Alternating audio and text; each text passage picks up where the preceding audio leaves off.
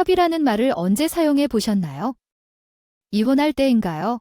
아니면 싸우고 나서 병원비 문제로 서로 손해를 보지 않으려고 적절한 선에서 제안을 할 때인가요? 일반적으로는 그것이 상식입니다. 그러나 저는 전혀 다른 상황에서 하일라는 단어를 들었습니다. 그때의 사건을 생각하면 머리가 아직도 아프고 힘이 쭉쭉 빠지기 때문에 정말 황당하고 어이가 없는 일이 벌어졌습니다. 제가 안일했던 점도 있지만 원수 같은 남편의 잘못도 크긴 했어요.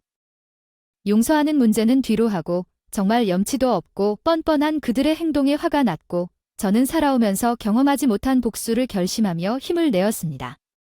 모든 일이 끝난 후에 땅을 치며 후회해도 소용이 없어요. 소코 외안 고친다는 말이 딱 어울리는 이 사건을 여러분께 시원하게 풀어보겠습니다. 이야기를 듣는 동안 안타까우실 수도 있고 왜 그런 선택을 했는지 질책하실 수도 있을 거예요. 하지만 저를 질책하는 말들은 잠시 저에게 남겨두고 제 이야기를 끝까지 들어주신 후에 단지 힘들었던 것에 대해 수고했다. 고 응원의 한마디를 해주신다면 감사하겠어요.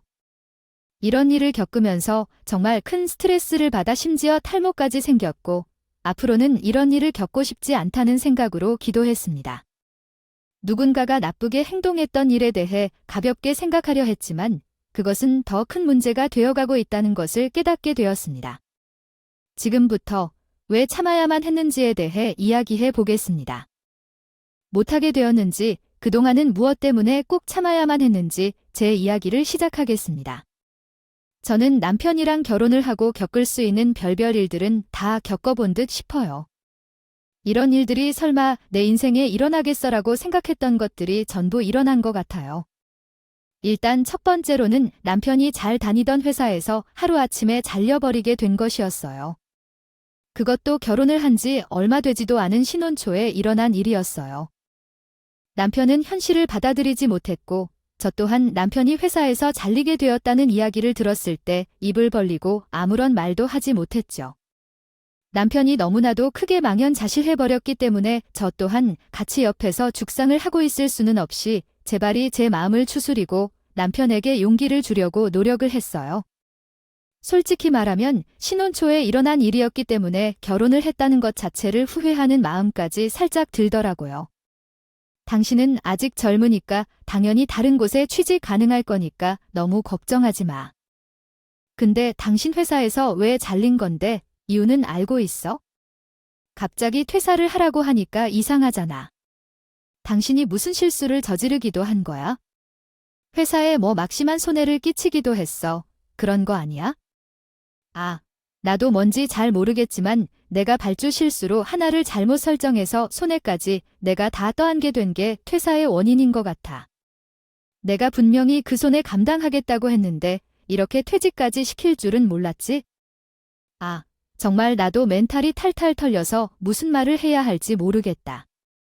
수량 실수를. 회사에서 그런 말을 해서 한 사람을 해고해야 한다는 건 말이 되는 소리가 아니에요. 그것은 고용노동부에 신고해야 할 사안입니다. 그렇게까지 할 필요가 있을까요? 이미 사직서까지 모두 처리되었는데 말이에요. 젊으니까 다른 곳에서 취직하는 것이 어렵지 않을 거예요. 지금부터 열심히 준비해서 재취업할 거예요. 더 좋은 회사로 옮겨가고 싶었어요. 발주 주문 하나로 이렇게 밀어내는 회사는 제가 거절할 거예요. 남편은 오히려 큰 소리로 다른 회사에 취직해도 된다고 안심시켰지만 그것으로는 안심할 수 없죠.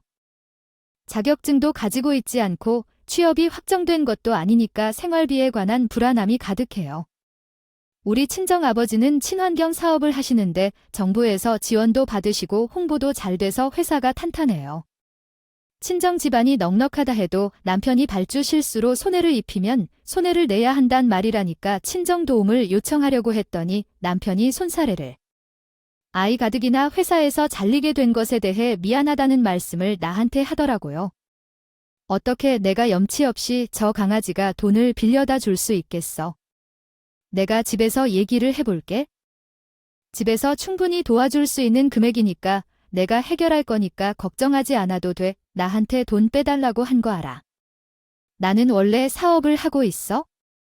한편으로는 다음 일을 하고 나서 노후를 즐기는데 욕심을 절대로 끼치고 싶지 않지. 거짓된 마음을 알아. 그런데 가족의 돈을 털어 내 남편의 실수를 비추어야 해서 조금 찝찝한 마음이 들지만 남편이 그렇게 할 것을 강요하니까 내가 어떡할 수 있겠어? 그냥 아무 말도 안 해야겠어? 사실 시댁에서 남편의 실수를 덮어주기 위해 빚을 다 갚아주었는데 돈을 다 써도 부족하다고 해서 결국 집을 팔게 됐어. 돈이 몇백만 원 정도라고 생각했는데 집까지 팔아야 한다고 하니까 2번 놀랐어. 남편은 작은 실수가 아니었어. 억원의 실수를 범한 뒤에 나한테 석연치 않다고 우기고 있었어. 돈을 많이 해결해주고 나서야 알게 된 사실이었어. 돈이 들어갔어도 난 남편이 뭔가 말할 권리가 없어. 그러나 이상한 건 집을 팔고 난 뒤에도 빚이 남아있다는 거야. 그것은 바로 홀로 아이가 얼마나 남편이 벌었는지 궁금해했습니다. 그러나 남편은 이미 마무리된 문제라고 생각했고 매번 이에 대해 궁금해하는 저를 돌려 말하며 피해지게 했어요. 결국 뚝을 취하고 천천히 갚을 생각을 하며 참아내고 있었죠.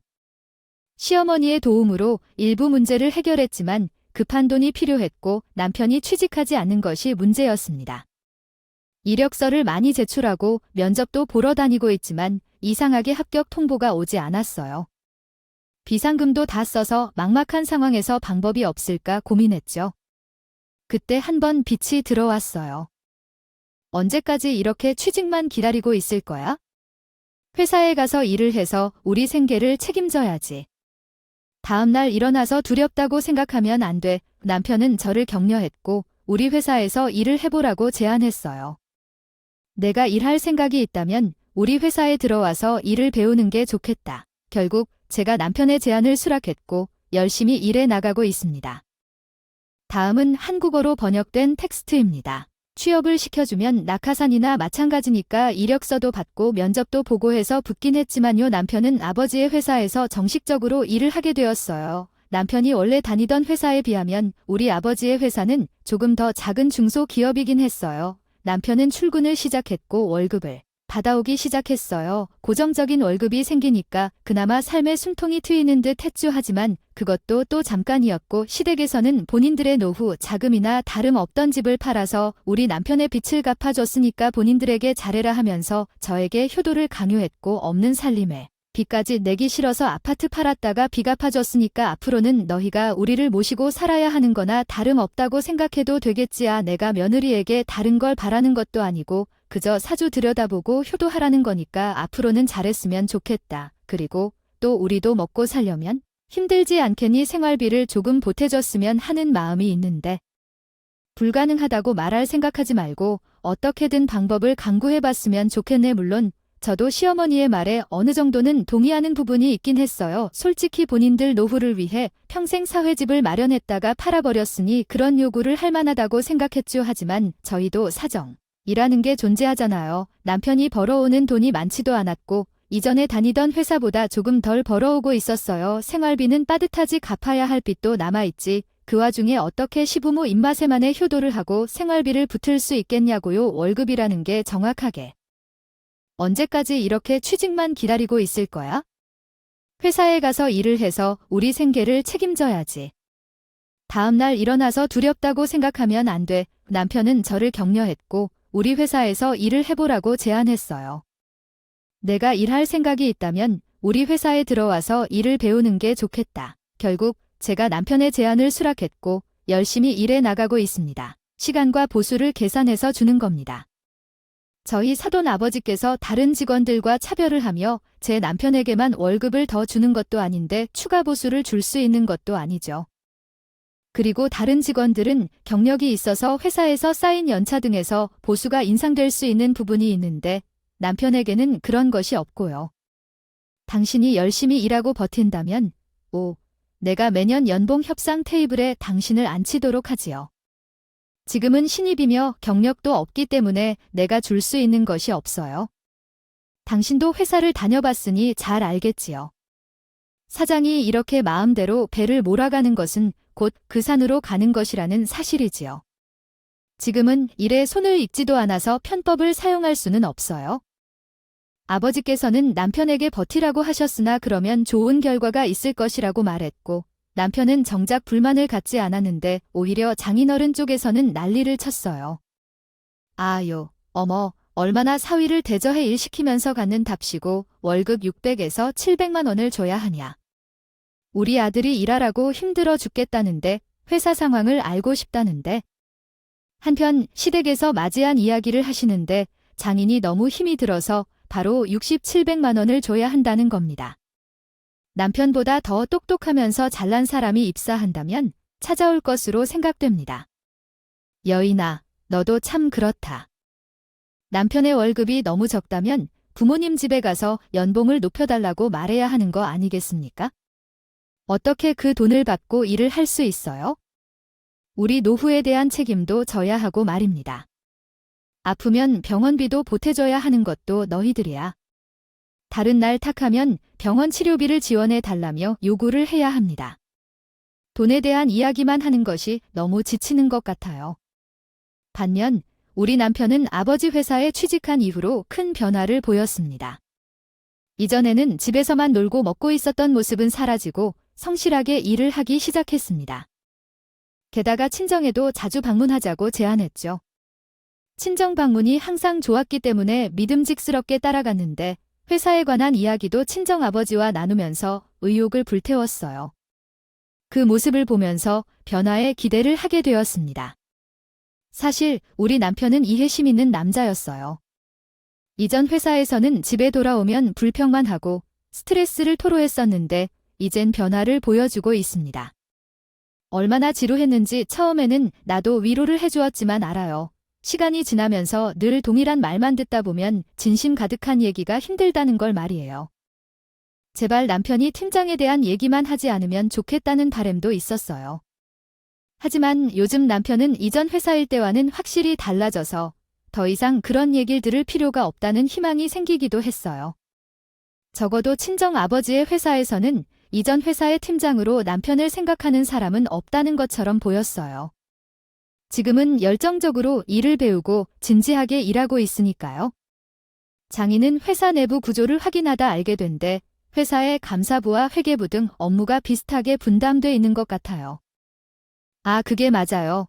나는 회계부서일 것을 감사부처럼 보였는데 실제로는 그렇지 않았어요. 그때는 제 체계를 회계부서처럼 만들어 놓았었거든요. 그러나 둘이서만 알아들을 수 있는 대화를 할 때 나와 친정어머니는 항상 남편과 친정아버지에게 핀잔 섞인 말을 하곤 했어요. 남편이 지금까지는 그랬던 적이 없어서 놀랐지요. 우리는 친정아버지를 찾아가서 회사 구조부터 수익 시스템까지 모든 것을 질문하고 답변을 들으며 회사에 대해 배웠어요. 처음에는 그냥 뭐가 잘못된 건가 했었지만 날이 갈수록 더 열정적으로 일하는 자신에게 뿌듯해하며 친정아버지도 남편에게 진심으로 칭찬을 해주셨어요. 회사 일에 얼마나 열정적인지를 아니 내가 사람 하나를 잘 취사한다는 것을. 대의에서 우리 딸이 스트레스 받는 것 같아서 함께 데리고 있으려고 했던 건데 꼼꼼하게 일 처리를 하고 있는 것을 보며 내가 전해주던 일을 사위한테 맡기기 시작했어. 얼마나 신뢰하는지 알겠지?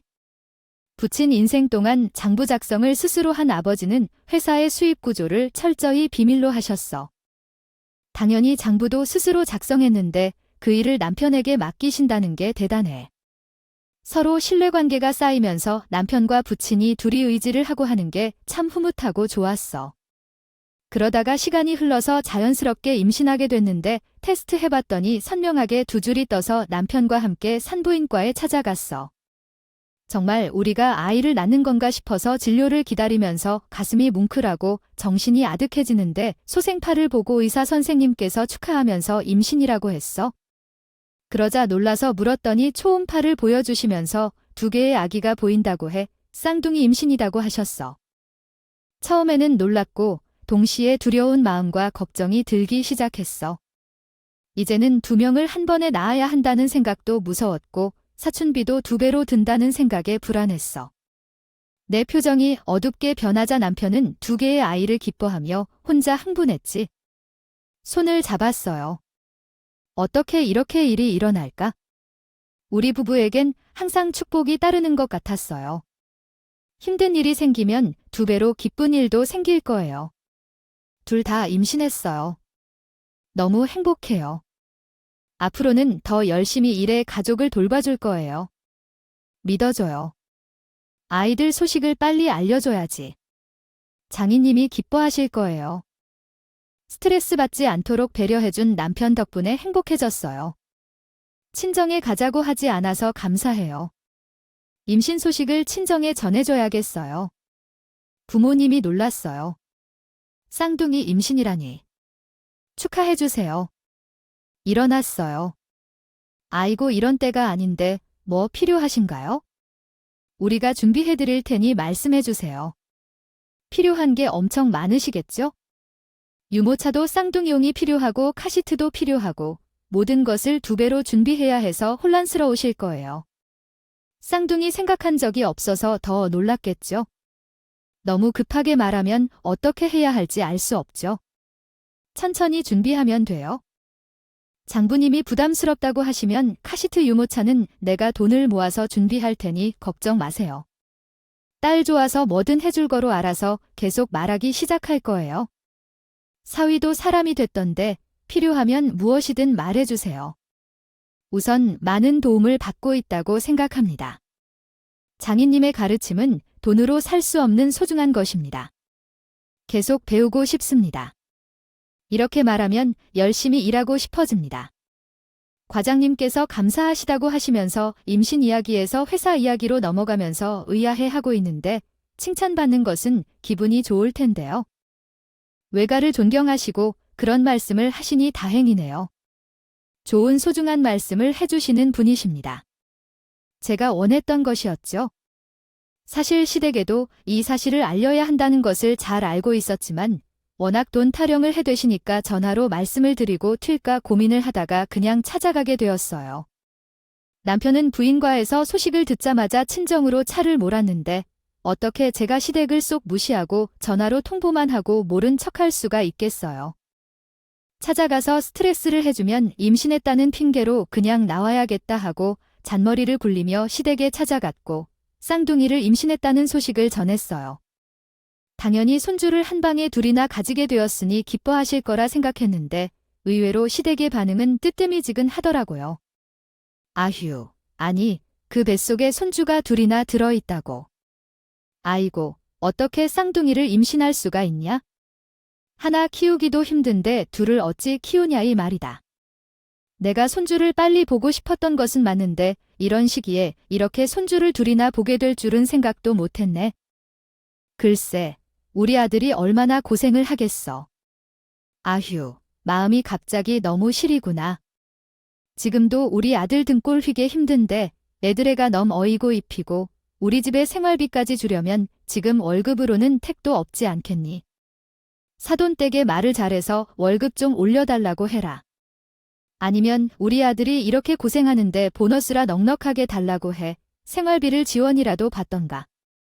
아, 어머님, 임신 축하는커녕 저 보자마자 돈 이야기부터 꺼내시는 법이 어디 있어요. 저희 친정 부모님께서도 남편이 성실하게 하면 월급 올려주신다고 했어요. 지금도 얼마나 성실하게 일하고 있는데 웬걸 내가 몰라서 그런 소리를 하는 게 아니라고. 생각한 대로 가족이란 무엇인가. 우리가 어려울 때 도와주는 것이 가족이 아니냐. 우리도 지금 힘든 집에서 살아가고 있는데 너희만 배불러서 괜찮은 것이 아니야? 어머니, 우리가 생활비를 주는 것도 어려운 상황을 잘 아시잖아. 우리도 큰돈을 주기 싫겠지만 남편의 실수를 어머님 아버님이 갚아주셨고 감사하게 생각하고 있지만 우리가 최대한을 돕고 있는데 왜 자꾸 부딪히는 거야? 우리 아들이 힘들게 일하는데 사위를 위해 그것도 못하잖아. 돈만이 아니라 다른 방법이 없나요? 이렇게 돈에 대해 계속 말하는 것은 정말 기분이 안 좋아요. 같이 축하하기 좋은 자리에서 이런 얘기를 들으니 마음이 안 좋아져요. 진짜 엄마가 먼저 갚겠다고 하고 돈을 안 받았는데 왜 이래요? 돈 많이 벌어서 갚을 테니까 조금만 기다리면 안 되나요? 이렇게 계속 돈을 요구하는 것은 안 좋아요. 이렇게 돈만 골라먹는 것이 아니라 다른 방법이 있지 않나요? 욕을 먹은 이유를 알게 되니 마음이 불편해서 돈을 갚아준 것이 아니라는 건 물론이고 집까지 팔아서 모든 것을 해주었는데 뭐가 어째서 크게 소리를 지르는 건지요. 누가 집까지 팔아서 갚아달라고 하겠어요? 엄마가 미리 내가 말하기도 전에 모든 것을 팔아서 돈을 벌었어요. 아무리 그래도 집을 팔아버리면 안 됐어요. 그때는 좋다고 받아놓고 지금 와서는 이야기가 바뀌어서 어이가 없어요. 너만 아니었으면 우리 가족이 이렇게 좁은 곳에서 벌벌 떨며 살 일이 없었을 텐데요. 양심이 있다면 넌 먼저 큰 돈을 가져다 준 다음에 죄송하다고 감사한다는 말을 해야 할 거 아니냐고요. 월급으로 충분히 살고 있으면서 무슨 돈으로 가져다 준다는 건지요. 엄마야, 우리를 생각하지 않고 소리 지르는 건 아니에요. 우리라면 돈을 가져다 주고 편안하게 지낼 텐데요. 제발 스트레스 좀 그만 주세요. 그리고 그 난리를 치고서 집에 돌아왔더니 그 이후로도 시댁에 가면 기분이 나빠져서 태교해도 좋지 않은 것 같아요. 제가 시자가 붙어서 그런 것도 있고 시댁에서 핀잔을 주니까 그런 것도 있지만 어쨌든 시댁에 가고 싶다는 생각이 전혀 들지 않았어요. 마땅히 대접해주는 것도 없고 임신을 축하해주는 것도 없었기 때문에 친정이랑 계속 비교되었어요. 그러나 남편은 완전히 반대로 늘 좋은 기분이었어요. 아버지의 회사에서 일을 배우는 것이 너무 재밌다고 하더라고요. 후회하지 않는 것 같아요. 도라 발동사를 계속해서 써나갔습니다. 그래서 남편이 돈을 저 올려주는 이유를 모르는 사위가 들어가는 상황을 알게 되었고 그 후 남편은 사위가 심각한 사고를 당했음을 알게 되었다. 남편은 심장이 조금씩 생활비 지원하고 있었음대오입니다.